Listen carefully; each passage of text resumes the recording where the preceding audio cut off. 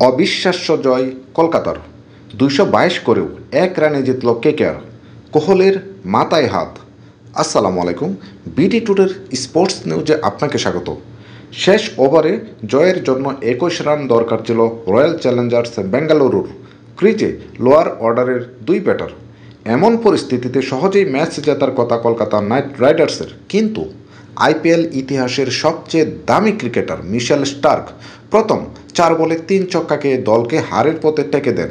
পঞ্চম বলে উইকেট নেন তিনি। শেষ বলে লকি ফার্গুসন রান আউট হলে ১ রানে কষ্টের জয় পায় কেকেআর।